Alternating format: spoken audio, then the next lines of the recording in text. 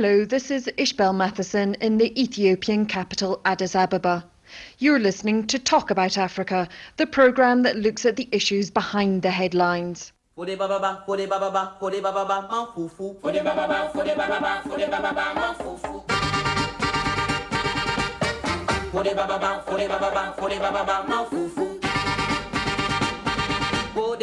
It's been a turbulent few months for Prime Minister Meles Zenawi of Ethiopia. The country's been going through a period of political uncertainty. A police crackdown on what started as a peaceful student protest left over 30 dead and many opposition activists detained. There's been an acrimonious split within the Prime Minister's own party, raising doubts about the security of his position. And ominously, there have been rumours of discontent within Ethiopia's armed forces.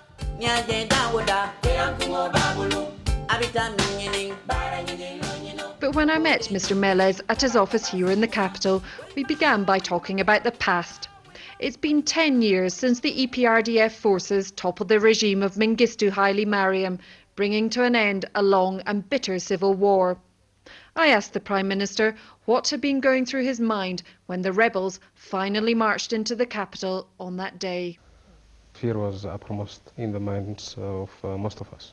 The fear that Ethiopia would simply disintegrate. There were too many economic problems, a lot of political problems. And so the hope was that we could avoid total disintegration and that we could restart the process of building the nation again on the basis of embracing diversity, accommodating divergent ethnic groups, opinions.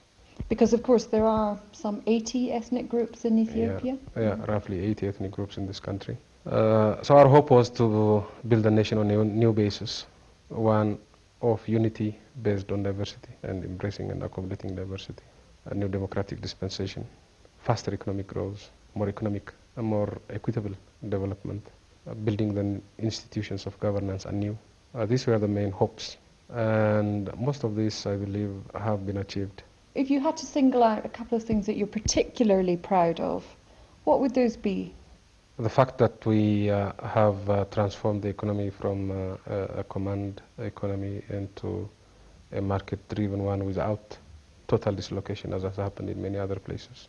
In fact, we have done so while at the same time achieving significant growth. We have learned what works and what doesn't work, and therefore we are now in a much better position to speed up the process of economic development in this country. The fact that this country did not melt away, that we kept it intact together.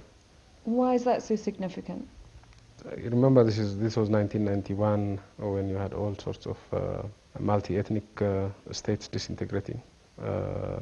Yugoslavia, the Soviet Union, former Soviet Union, even so-called homogeneous states like Somalia. States were disintegrating left and right. And in that sense, we were a better candidate than many of them. And that was a real fear amongst many Ethiopians and even foreign observers that what awaits us is the same dispensation. We have avoided that. We have rebuilt the unity of this country on a new basis, on a democratic basis. And that, again, is a major achievement. If somebody visited Addis now and they hadn't been for 10 years, what kind of changes would they notice, visible changes? There will be quite a lot of physical change to see. Quite a bit of construction activity has been going on for the past 10 years. The shops are very different from what we had. In 1991, there were queues at that time for bread, fuel, etc. There are no such queues. The sense of freedom, I think, people speak freely to foreigners, amongst themselves. That was not the case in 1991. Fear was in the air. It's no longer there now. But people would still see a lot of poverty and would therefore notice that there is a lot that needs to be done and done quickly. Some people will say one of the big blots on your leadership has happened really within the last few months, the crackdown on the students, where you had students demanding certain rights, and by the end of a few days there were over 30 people killed, hundreds of people had been arrested, there had been significant damage done in the city. How would you respond to the allegations that you were heavy-handed, you weren't tolerating freedom of speech, and you weren't particularly upholding the Constitution, which demands freedom of expression? Well, I think people are mixing up two things: the riots in town and the disturbances in the university. Now, the student demands and the activities of the students in that regard have been going on for months. There was no crackdown. The issues they raised, in my view, were perfectly legitimate issues. They had, I understand, 11 demands. 10 of them were addressed to the satisfaction of the students themselves. The 11th one, they were told, would be addressed over the summer. And so, as far as the issues that the students had raised is concerned, we had addressed all of these questions. Now, what we said then was, okay, we have addressed these questions. Those of you who think you have no longer any other issue, you can go back to classes. Those of you who do not want to attend, you're free to leave. In the meantime, because right about that time there was this split within the movement, some people began to feel that this was the beginning of the end. And What that people? some of the opposition. And they felt that a little push here, a little shove there would do the job. And they wanted to bank on the student disturbances. When that didn't pay off, they were able to use the unemployed youth, long-term unemployed youth in the town, to carry out riots. We didn't recognize the seriousness of the problem until late in the day, at which time, when there was widespread looting in town, we had to crack down. You say crack down, but 30 people were killed, perhaps more in that crackdown. Are you satisfied that your police were using live ammunition to deal with this situation? The situation had gotten out of hand very quickly. I am not happy that there were so many days. Nobody can be happy about that. One day is one too many. But at that time we had to restore law and order. I spoke to a student yesterday who told me he was afraid to speak openly. He was afraid that if he spoke openly and demanded his rights, he would be arrested. Now, that student didn't seem to particularly feel that his grievances had been heard, and he certainly felt that he was confronting a repressive regime. Well, he's entitled to his own opinion. Perhaps a more direct approach to gauge such fear would be to pick up any newspaper in town and see how fearful they are of blasting the government left, right and center. But we've had a situation where students are now fleeing to neighbouring Kenya, saying they're afraid to stay in Ethiopia, they're afraid they'll be arrested and detained. That surely can't be a situation that you're happy with. I would ask one question before I come to a conclusion. Is there any student who has been detained? If there is, then perhaps there is a problem. If there isn't anyone arrested, and if people are fleeing, supposedly fearing arrest, then it probably is a misreading of the situation. As far as I know, no student has been arrested, not a single one. So students should not be afraid. They should feel like they can stand up and say if they're not happy with your government, if they're not happy with their rights, they should feel that they're able to stand up openly and say so. They shouldn't feel like they're going to be arrested if they do so. We don't arrest anybody for expressing his view. What about the situation with the opposition activists who were picked up at the time of the disturbances, some of whom were in detention camps, some of whom have been held for some 40 days without charge and then released? Is that a satisfactory situation? No, the point is that these people were detained under the law of this country.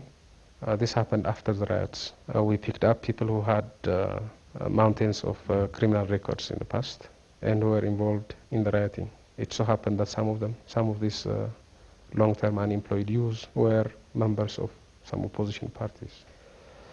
Now, these people were arrested on the basis of a court order in the Oromia region. The first instance court in Addis Ababa felt it knew better and released some of them. My own view is that this court had no right to override the court order of another court in the Oromia region. And that case is being appealed by the prosecutor.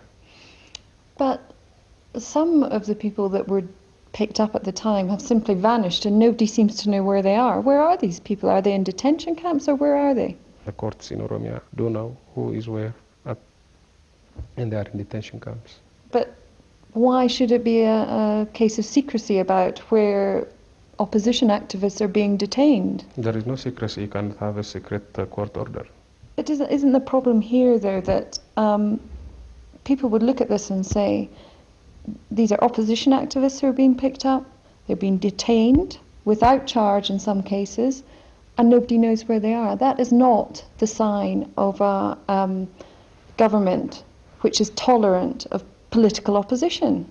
What I'm trying to tell you is that we picked up dangerous vagrants who were involved in the rioting, people who had lots of criminal records.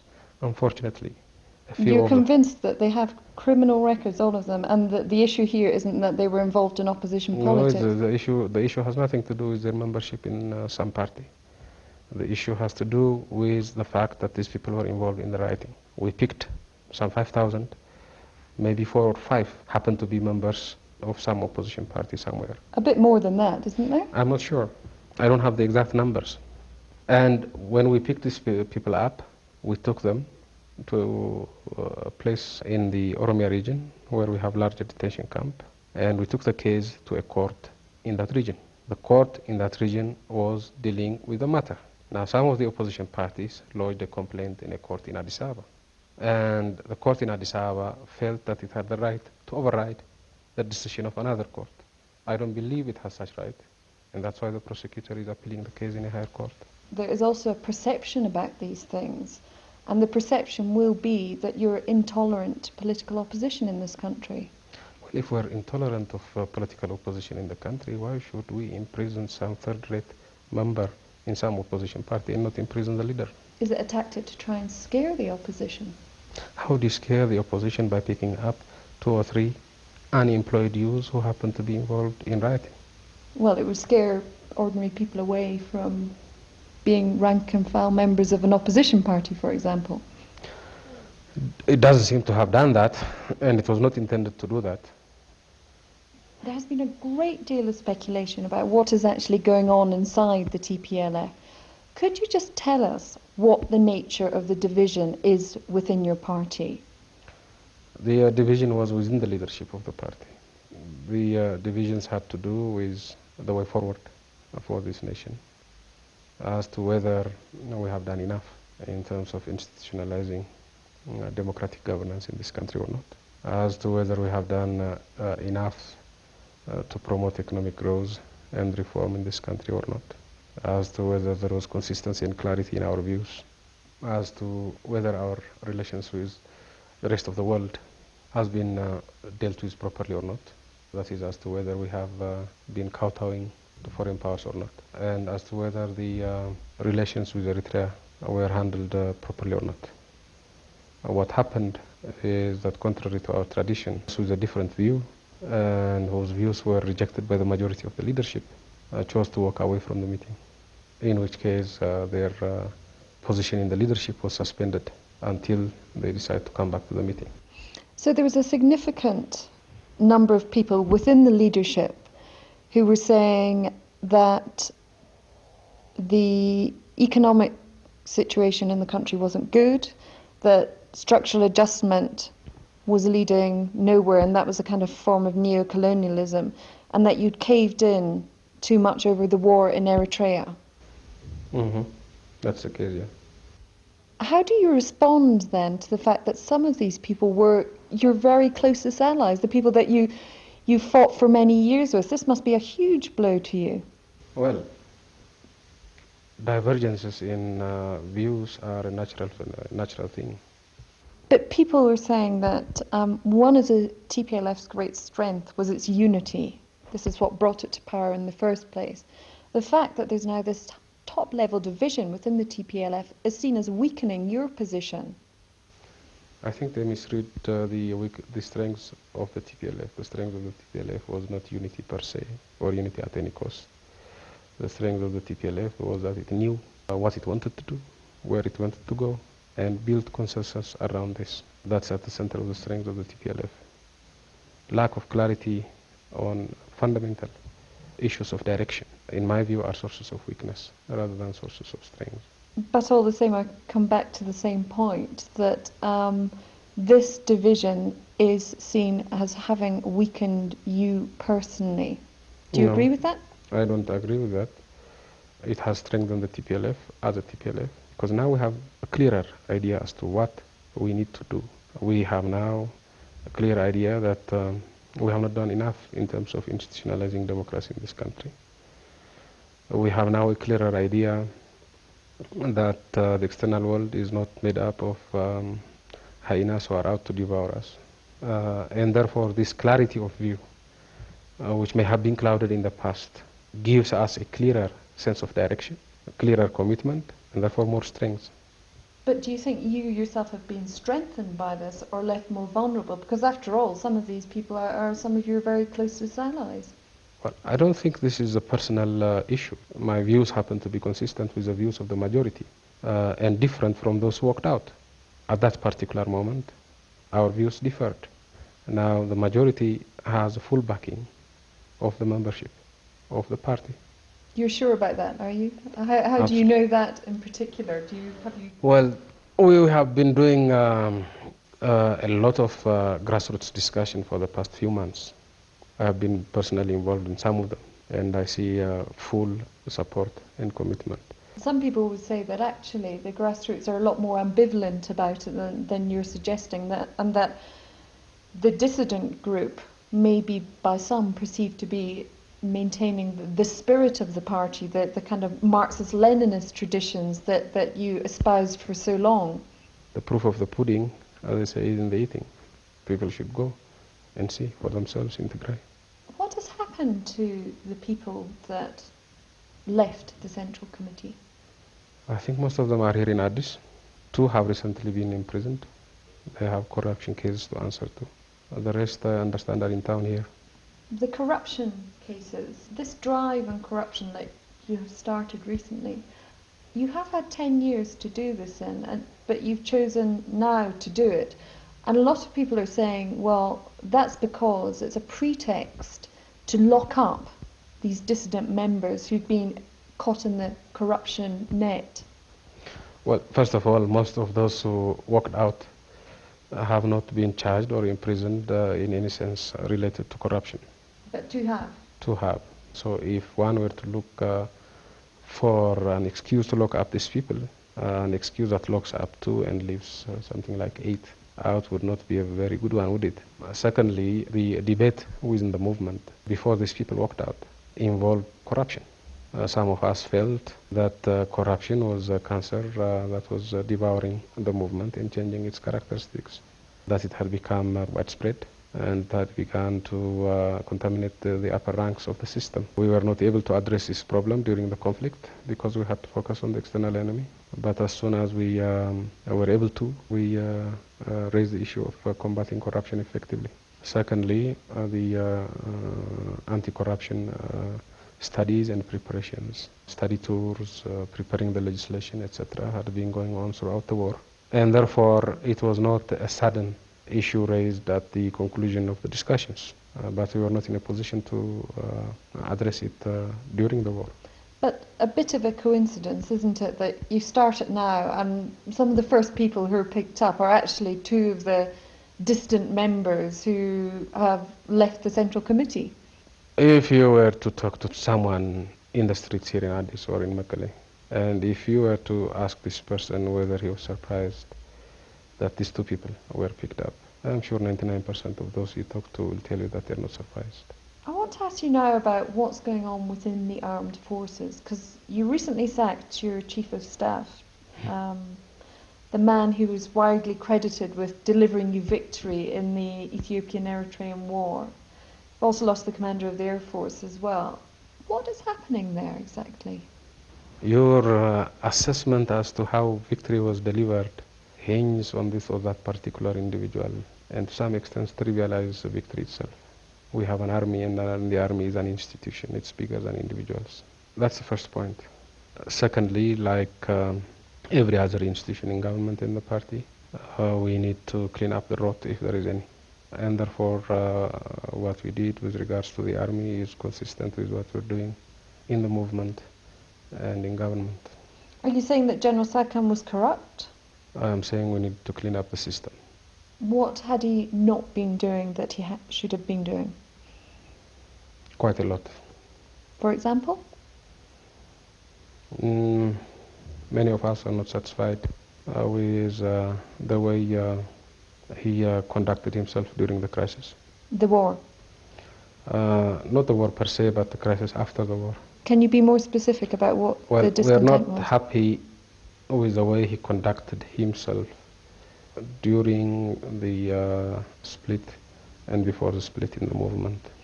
But I thought that you were the government that said the army should not be involved in politics.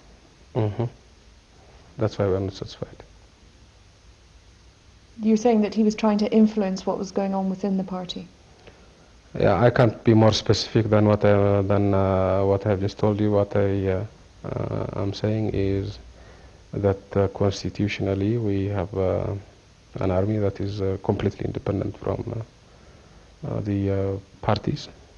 As an army, it has, I believe, withstood the test, the first real test, and that to me is a source of pride, that we did indeed succeed in building an army, an institution that is loyal to the Constitution and sticks to its duties, whatever the personal sympathies and antipathies of individuals might be.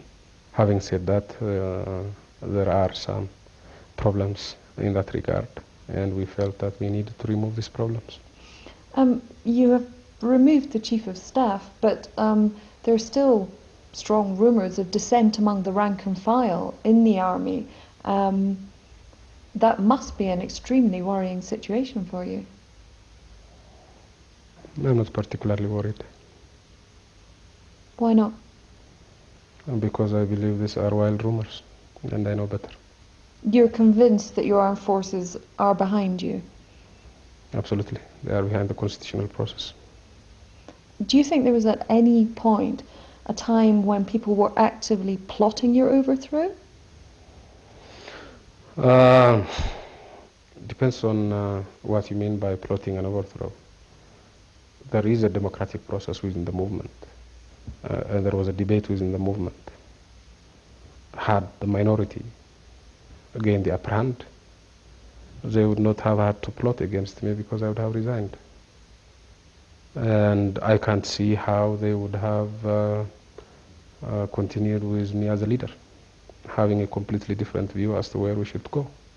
But the fact that there was also, as you're suggesting, some involvement of the army in this might suggest that the armed forces themselves may have seen it as a possibility, may even still see it as a possibility to attempt a military takeover here. Well, I think I didn't say there was an involvement of the army.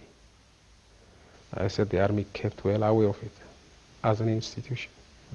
There may have been individuals here and there who were not so consistent, and that's not a real threat, because the army as an institution was intact and solid behind the Constitution. So you're convinced your own position is secure? I'm convinced that the ideas I support are very secure. That's not quite the same question, though, is it? I'm asking you personally, as the Prime Minister, are you convinced that your position is secure and you will not be ejected from this office by extra-constitutional means? Oh, there is no possibility of my being ejected by extra-constitutional means, none whatsoever. And as I said earlier on, I happen to espouse the ideas of the majority of the leadership. Now, it's not just a majority because the minority has left. So there, I can tell you that there is more or less unanimity. Do you see the issue here, though, is that we've gone through a whole series of events, from the students through to the split within the ruling party, through to the army. It all adds up to give an impression of a government which is really rather on shaky ground at the moment.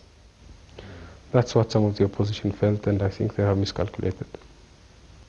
I think what has happened is that a bit of dust had gathered in the movement, particularly during the conflict with Eritrea. And that in the process of shaking up this dust, there was quite a lot of what is euphemistically called collateral damage, and that now the movement has dusted off its dust and is ready to go. These issues don't seem to go away, though, do they? I mean, the issue of the war against Eritrea, there seems to be a deep resentment that you actually didn't push for more, even though you won the war. Do you think that's unfair criticism? Well, people are entitled to their own opinion. I felt that, like many others, it was in the best interest of our country to limit ourselves to resisting aggression. Some people say that you are actually too far ahead of your party as well. You're too progressive in your views of economic management, where Ethiopia stands within the international community. How do you respond to that? I don't agree with that. These things have been discussed in great detail over the past few months within the movement. There may have been lack of clarity here and there, and that to a large extent has to be blamed on us, the leaders, not explaining these issues in time and in greater detail. So if there has been any gap between the leadership and the rank and file, it's not that the rank and file is not able or willing to move along, it's that the leadership did not fulfill its obligations toward the rank and file in terms of explaining these issues in detail. Talking to people here in Addis, what people are saying is they want more. They want more democracy.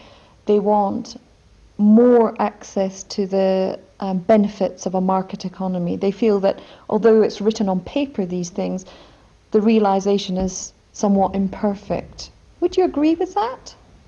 Their desire for more, I would say welcome to the party. We need more. We need more in the sense of institutionalizing democracy more firmly. We need more in terms of making democracy relevant not only to the capital city but also to the villages of this country where 85% of the population live.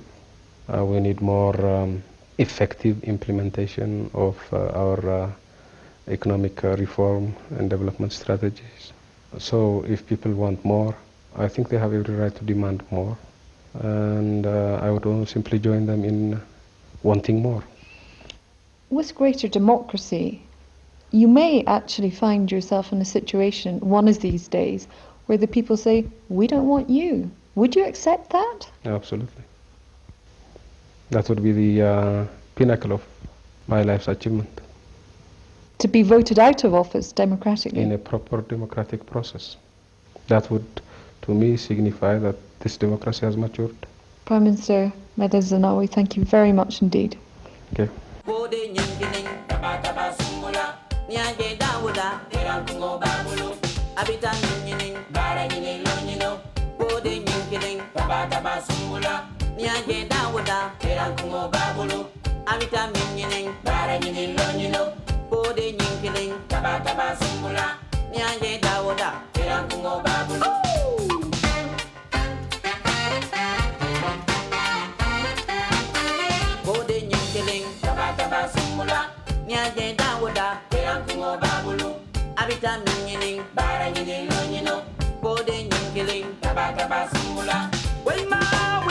Wait ma,